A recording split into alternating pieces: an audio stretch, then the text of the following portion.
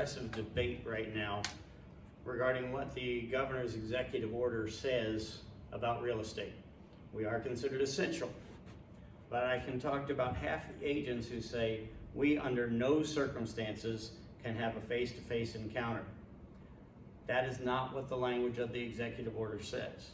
It says that face-to-face should be postponed unless it's going to make an impact on your client's financial or legal obligations.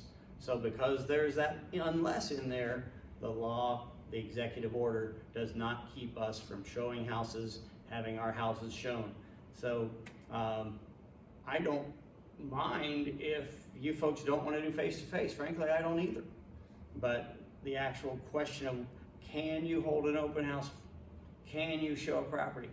The answer is yes. I don't recommend it, but the answer is yes. One of the forms that the IAR has put out there for us to use is a disclosure and waiver prior to physical showing or inspection.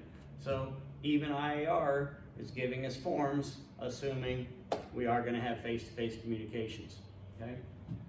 Question I've gotten a lot: do we have to do one for every single property? If we're going to show 5 properties to a buyer, do we have to get 5 of these signed? No. You could just say any property shown to Mr. and Mrs. Smith by J. Rose. That's going to make sure it goes in there. Okay? The first paragraph says that sellers agree to have people in their houses for showings. Okay? And then the rest of the paragraphs basically talk about what the buyers can and cannot do, who they're allowed to bring with them. It's just common sense, frankly, if you're going to be doing face-to-face closings. Paragraph 2 here, enumerated paragraph 2, talks about a particular form, and that form is the President's Coronavirus Guidelines. Here's what it is.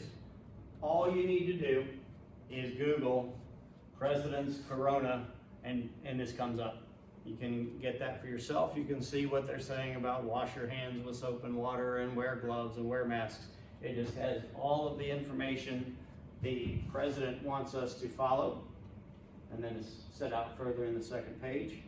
So when you have the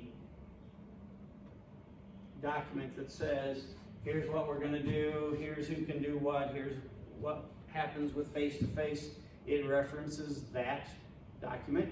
You might want to print it off and hand it to your clients every time you're meeting with someone. Okay?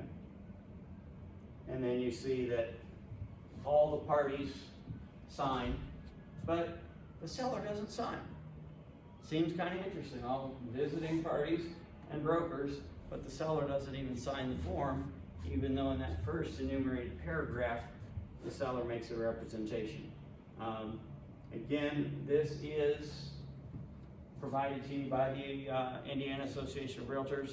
It's a great guideline, and it really can help you out with the process.